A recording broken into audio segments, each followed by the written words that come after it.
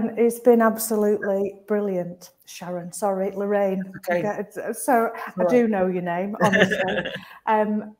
Absolutely inspiring, as I knew it would be. And what I really appreciate that you've done for us there is share the practical advice.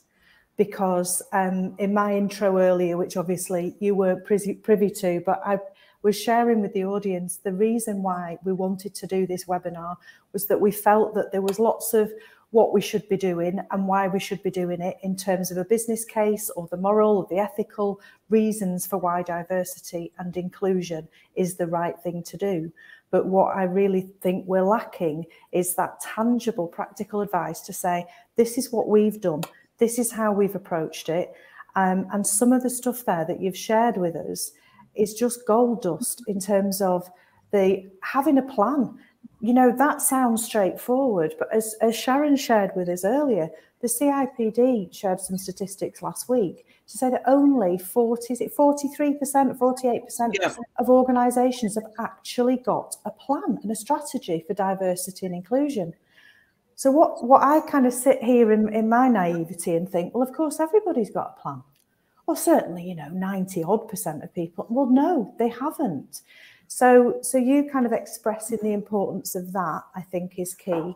And then also as an industry, it's really interesting, isn't it, that we are looking in kind of every different aspect at the moment about how do we gather data and how do we use that data to actually propel us forward. So I think, and everything else, culture, recruiting for attitudes and values, not particular skills, you absolutely talking my language there without a shadow of a doubt, and resilience, because this isn't a straight road, is it? We're not just kind of going along on a level playing field and everything's going to go right. Everything different thing that we do, every small action, every big action. Sometimes we're going to go one step forward and sometimes we're going to go 2 steps back. And I think that can be frustrating. It can be annoying. It can be upsetting. But actually, we've got to keep facing in the right direction and just keep moving forward with that resilience.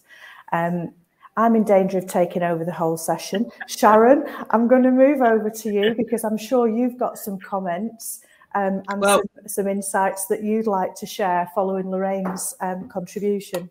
No, thank you. Can you hear me? Yes.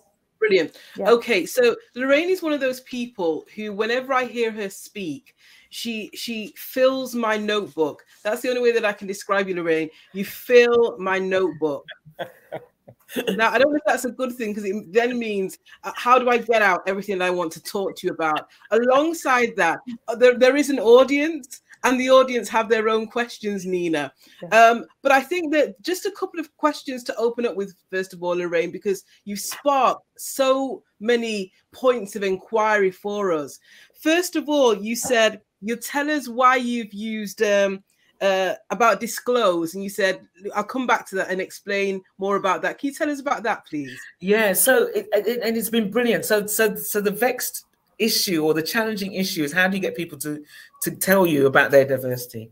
And in Network Rail, part of the mythology is, you know, we're a safety critical organization, and there are particular areas where it's just intractable. People aren't telling us. So we started off with disclose. And then we were advised that disclose can have like negative connotations. I disclose my spent convictions, for example. Yes. So we wanted to kind of humanize it a bit, actually, and also to try to make it a little bit more matter of fact. So we landed on the word sharing. So actually, do you mind sharing? It's a bit more personal, a bit more, you know, all you're doing is sharing. It's no more than that. But behind that sharing, then we explain, you know, really clearly why we want you to share. You know, we want to understand the composition of our workforce. We want to use that so that if there are any trends that we're identifying, we want to address them.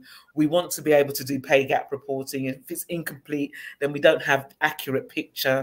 You know, we talk about who's got access to the information, you know, and who you're sharing it with. So the sharing it's also a mindset. It makes it slightly different to disclosing, which people think, well, why should I disclose that? Generally, I don't mind sharing. You know, I'll share with whatever you want. So it's a bit of a shift for us in terms of how you position that data. Does that make sense? It absolutely makes sense. And I was wondering, sort of, were you able to measure the impact of that shifting, as it were, in the framing? Because as you say, what part of the challenge that we often hear is around the data gathering, and it's the trust. What are you going to be doing with my data? And so did you see a measurable difference, a marked improvement in the take-up in relation to surveys? I don't know that we have can relate it to that, but we have changed. We try lots of different ways to increase access to that information. The one that has changed most recently is that we put reminders to our colleagues who haven't shared, so targeted specifically, and said, oh, just to remind you, you can go on to Oracle and update. And what that has been a real interesting nudge. So what we've seen is a real spike where people have gone, oh yeah, maybe I forgot. I thought I'd done that. Even I got a reminder. I thought, oh, but I thought I'd shared all of that information already. So we've seen a real spike. So we'll watch what that does. But so the language bit, I think, is in me engaging with you. You know, I can explain it as sharing. So yeah, we haven't collated it with that, but as I said, the nudging and sharing is one of the nudges. Is what we're doing all of the time. Brilliant. There are some incredible questions in the chat, Loraine, and I'm really mindful of the fact that we've got you until 2:30, so we'll try and get through as many as possible. But one of the questions that immediately struck me as I was hearing this was something that I've never heard before, which was the direct nexus between ED&I and a business objective. I've never heard of anything so stark before. And Natasha has gone exactly to that question as well. Can you expand a bit more on that, please? How your awareness came to that discrete area being so connected to a business objective? One of the things about working in diversity inclusion that I love is just you just need to be creative. And I'm not diminishing that, but in order to help get people involved, to help people understand their own contributions, we have to think about different ways of helping people to see why diversity and inclusion is part of their business. So one of the things has been around accessibility. We have a number of engineers who design our platforms and bridges, and we said the challenge for you is that these facilities that we are building and that we have inherited as Victorian infrastructure, they're not accessible for today's population, for disabled people, if they've got a hearing impairment, mobility impairment, visual impairment. We're not building. So we want you to think about accessibility. We want you to think about, we're creating a modernized infrastructure. We want everyone to be able to utilize it. Engineers love a problem. They like it couching that. So right, I can see my contribution now. It's really tangible. My contribution to diversity is by making these premises, the buildings, the built environment much more accessible. That's one aspect. With the safety one, it literally came out of the two incidents that I described, where clearly the behaviors in those environments were not inclusive. You know, people were being treated poorly, and de facto what resulted was an accident and people were harmed. So in the investigation, it came out that these were the sort of microcultures in those environments. And we said, you know what, the business needs to understand this. So look, where you are being inappropriate, and this thing, you know, this, oh, it's just banter, blah, blah, blah. It can lead to accidents. It means we are unsafe. People are being disrespectful.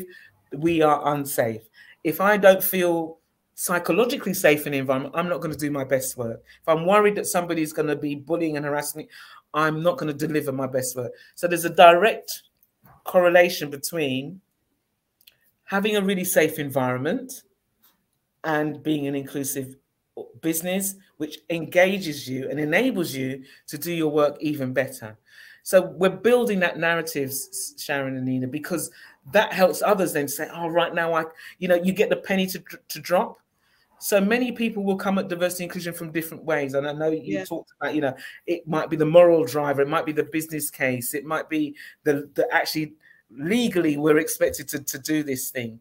It's how you help that narrative be really clear and square in your business, as your business. What are you here to do? We're here to transport people. People come in all shapes and sizes. If it's not accessible, we're preventing people from accessing a service. Why would we want to do that deliberately? No, we don't. So actually, we need to be much more accessible and de facto inclusive of different types of passengers in order to deliver the service that we want to do. Does that make sense? It does. It's a brilliant expansion of the metaphor as well, actually. So Krish has asked a question that I'd like to bring to both you and Nina, if I may, and it's around recruitment. And essentially, Krish is asking the question, how, when she's based in York, how do you recruit diverse talent when they have to be within a certain distance? And she says signalers needing to be within a certain distance were sometimes restricted to the immediate area and therefore restricted in terms of diversity. How do we recruit diverse talent when those are the conditions that are set for us in our recruitment? How would you go about supporting or advising Krish with that? Both Nina and Loraine, it would be helpful for your perspectives on that. Loraine, shall I kick off? Yeah. It's hard, so I'm not going to sit here and say that there is, to use your phraseology from earlier, Sharon, there is no silver bullet with this. The candidate market across the piece at the moment is a really interesting one. I've been doing what I do for over 20 years, and I have never seen a candidate market like this one. So we've got, yes, we have still got people who are actively looking for a new role, but there are far fewer people who are actively looking, and more people who are appearing to want to sit tight at the moment and kind of see how things play out.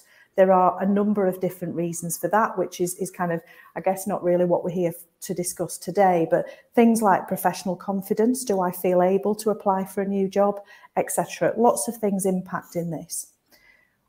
We always, at Intuitive, we are absolutely determined to present the best talent in each shortlist that we present to a client. That's a given. That's what we're here to do.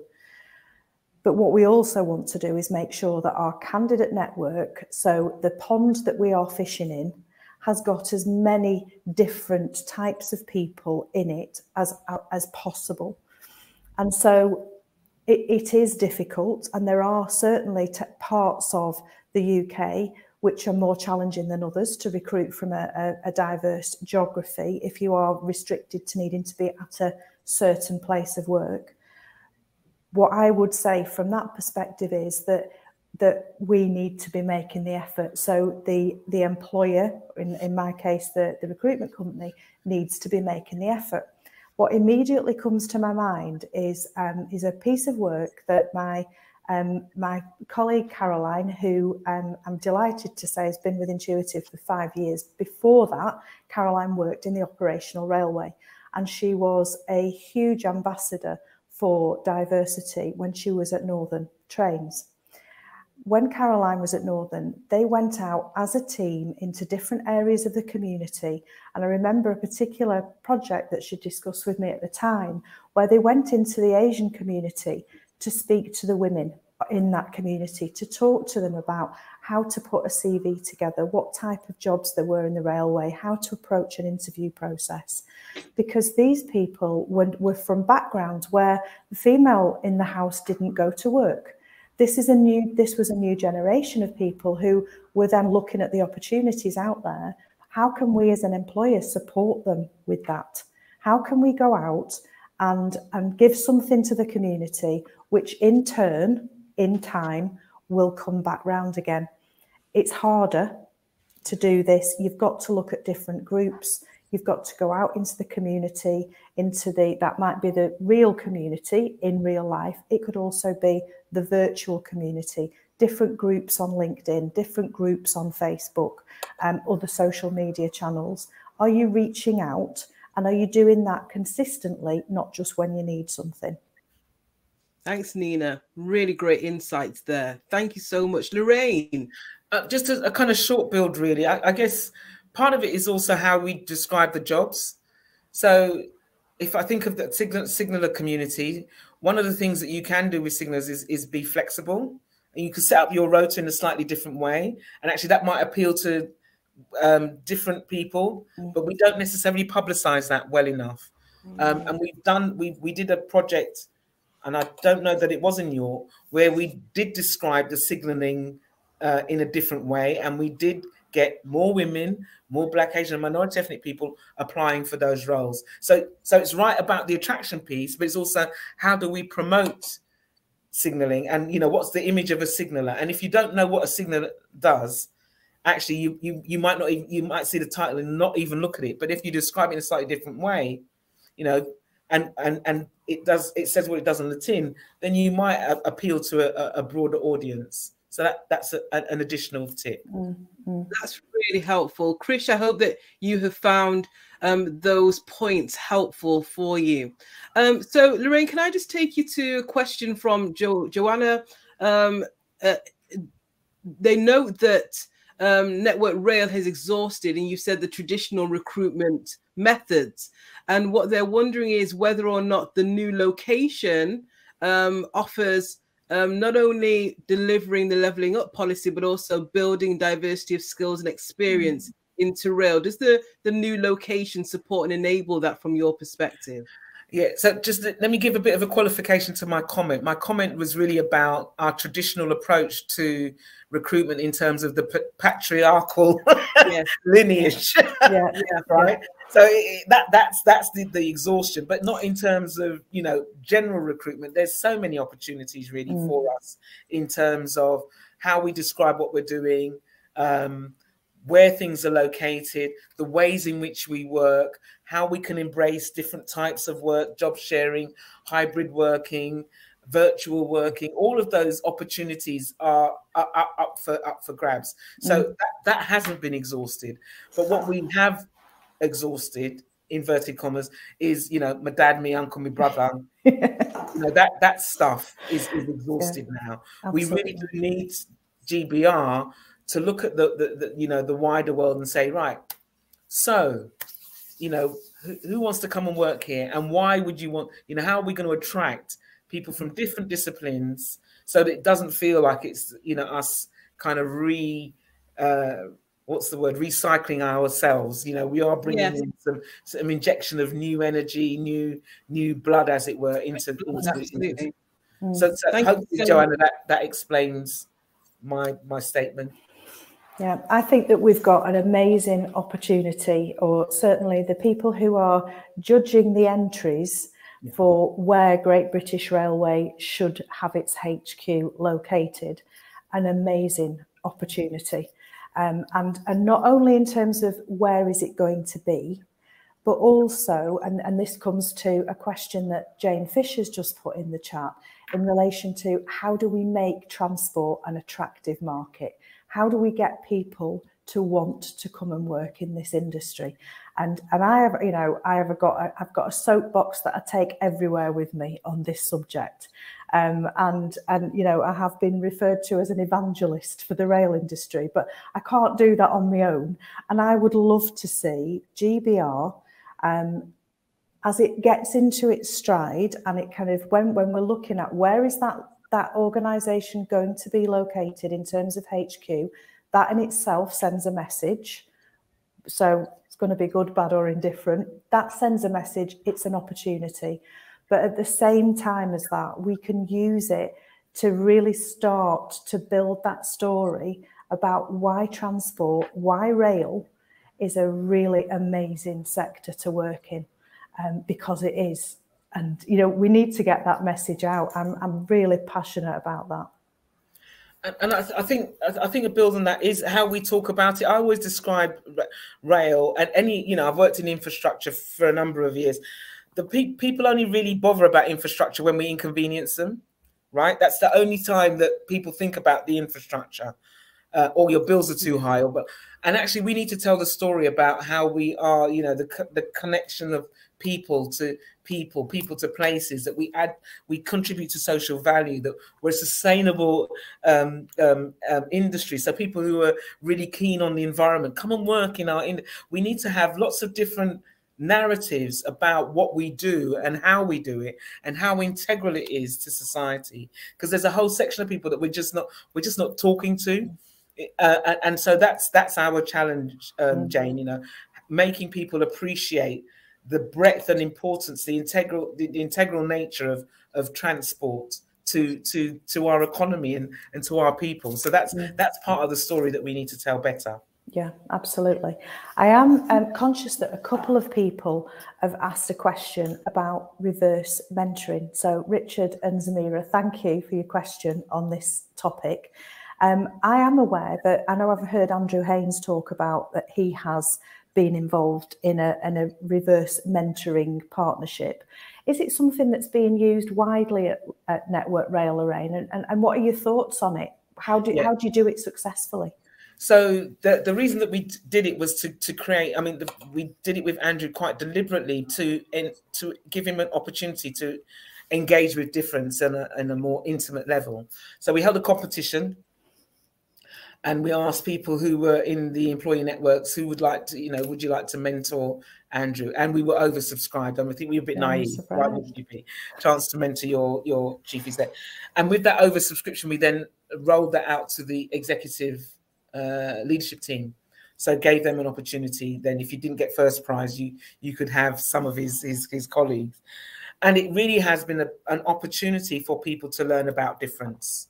So, you know, you learn about my lived experience as a Black woman working in Network Rail, very different to Andrew's and. So that was the kind of the birth of it. We structured the relationship for a year, so it's time bound. We do a check in 3 months just to say, how's it going? Is the relationship working? And people will say yes or no. If no, then you change the partnership. If yes, then fine. Midpoint check, and then at the end, a kind of closeout ceremony that says, how was it for you? What are the things you've learned? What would you do differently? And what are you handing over to others that will come along and try again? And that's been really important for both parties as a space of reflection, and to say, yeah, actually, it wasn't too bad. Actually, I quite enjoyed it. What we've developed now, and so that's been rolled out in the different regions as they've decided with their executive teams, again, just to have access to and permission to explore what it's like to be in Network Rail from somebody else's perspective. For our exec, what we've developed it into now is what we call a reciprocal mentoring program, which is more egalitarian. So our exec mentoring people on the kind of leadership behaviors and values that we have as an organization, how to be a really great leader. And the mentors from different backgrounds are, you know, again, sharing their difference. I think the impact has been greater visibility of different talent, some really great conversations that people have felt, you know, in a really safe environment. So speaking truth to power has been really impactful for people to go, right, you know, because as a leader, you think everything's rosy in the garden. Somebody tells you, no, actually, some of your roses, they're a bit manurish. You might want to check. You might want to do some culling somewhere. And that's a really salutary and important part of everybody's growth, in a sense, kind of hearing what it's like to be in an organization from another person's point of view. So we've embraced it. We do mentoring externally. So we're part of the Women in Rail mentoring program. We also do mentoring with business in the community. So we see it as a really important way of bringing, you know, objective kind of views for people to grow their own skills and confidence. And so we're quite invested in it, and we would commend it to others. It's really been very, very productive and really useful, and I'm really glad to hear that Andrew talks about it. Yeah, he does. It's brilliant. One of the questions that we've got here in the chat is around tapping the untapped talent that often sits in the lower levels of an organization. So how do you tap into, capitalize on the diverse talent that sits at the lower levels so that they're pipelined through into the organization? Any reflections on that, Loraine? So one of the ways that we have done that, and I would call this it started off as an unintended consequence, has been our employee networks. So we've got 7 employee networks. They kind of mirror the protected characteristics. and they are fairly democratic, but they are like kind of like little businesses, little organizations in themselves. They've got leadership teams, they have elections, they've got a plan of action for the year, comms people. They're absolutely prolific in terms of the events that they put on. And what that has done is just surface people that we would never have seen. They wouldn't have had those opportunities to lead, coordinate, front up, give greater visibility to our exec, because we've got an exec sponsor for each of the employee networks. And that has been a really fantastic way, as you said, of surfacing and identifying talent. And alongside that, what those networks do is challenge us in the most constructive way around our policies and practices that need to improve. So again, they build their skills around policy development, around influencing and collaboration. And what we've seen for people in our employee networks, and particularly in the leadership cohorts of the employee networks, is that they've gone on to bigger and better stuff as a consequence of kind of having an opportunity to hone their skills and their craft within the context of an employee network. And it's been absolutely fascinating to watch. The networks have also helped us develop bespoke programs. So we've got a career discovery program, a future leaders program for women, future leaders program for Black staff. Also, because the data has told us this is where there's underrepresentation. And we've similarly got people coming up through those programs that are saying, actually, I really want to access and build my own career. So it's encouraging people to step up and say, right, yeah, this is what I want to do, and then give them opportunities.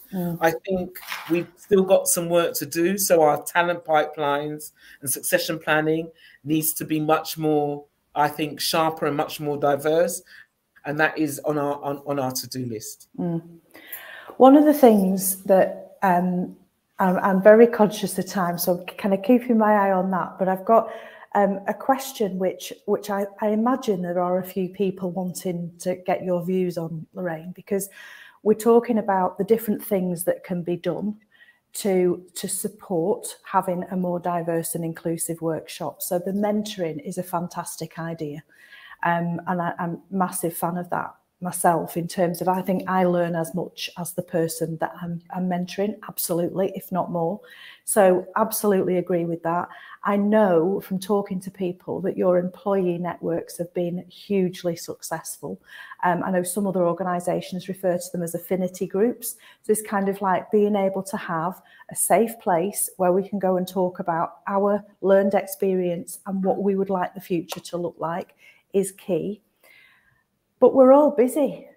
When do we find the time? Because you've got the day job, and then you've got the mentoring, and then you've got the networks. How does that work, Loraine, in terms of making all of this part of what we do, rather than something that, oh, blimey, I'll see if I've got any time to do that at the end of the week, maybe last thing on a Friday?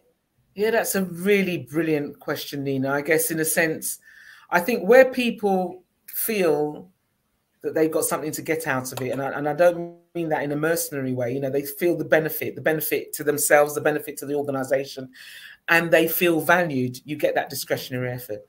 So our employee networks are a manifestation of that discretionary effort. People find the time, and they are supported in finding that time, and de facto we then benefit. So it's how are people led, how are people encouraged, how are people valued, how are you enabled to do all of the things that you need to do in order to be successful? And how do you feel rewarded for that? And so for me, that speaks to the kind of culture that we want in our business, that people feel that they are able to contribute in different ways, and their different needs are being met by the different activities that they can participate in. Because it's not by compunction. It really is people wanting to do it and wanting to do better. And therefore, I think what we've got in Network Red is a bit of a movement. We've got over 4,500 people as members of the employee networks. Wow. Which is incredible. It's amazing. Yeah. And that they decide. It's not you're not anointed and you become, it's people's own volition. And so tapping into that and feeling that they're part of the change that they want to see, I think, is what draws people in, and also the support that they get from each other. So if you tacitly think this is good for me, and I'm giving back as well. I think that generates really goodwill, and I think Sharon talked earlier. There's trust in that space as well.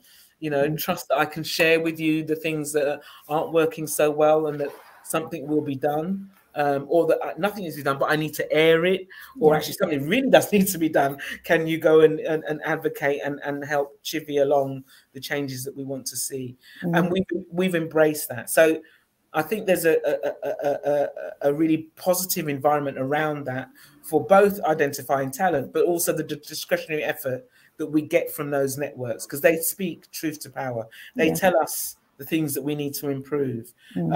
And they're chomping at the bit. You know, change can't happen fast enough because it just can't. But they are right there at the cutting edge, pushing us to be an even better organisation. Yeah, which is fantastic. Sharon referred earlier to the fact that we are all agents of change. Yeah. But if you're kind of bobbling along on your own, wanting to be an agent of change, wanting to know, right, well, which direction do I follow? Where do I go? What do I do? By the fact that there are groups that I can join and I can go and contribute to that conversation, I can share my experience. Absolutely. That gives me a focus, and that helps me then accelerate the change that we need to see. Absolutely. Loraine, you know, because I say this to you every single time that we have a conversation, I could talk to you for hours.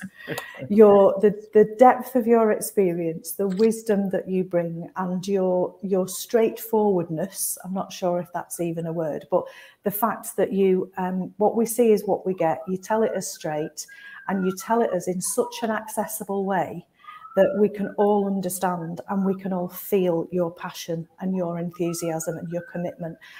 So a massive, massive thank you. I know how busy you are, and the fact that you've given us an hour of your time today, I'm hugely, hugely grateful. So on behalf of everyone who's attended the webinar, and myself and Sharon, I can absolutely know that we've enjoyed the process. We're going on to a breakout session. We're going to have a short comfort break. We're going to do a breakout session where we've encouraged everybody who has attended the webinar today to take part in the breakouts, to have their own discussion in a safe place about what their reflections are on what they've heard so far today, and what they can do differently when they go back to their place of work, what's going to change, what might be one tiny thing, it might be a big thing. Huge thanks for your contribution to that, Loraine. I've got some house rules that I need to go to before we go to comfort break, but you are quite free to leave us with my huge gratitude. Massive thanks, Loraine. Thank you. It's been an absolute pleasure. Absolute pleasure. Thank you. Good to see you again.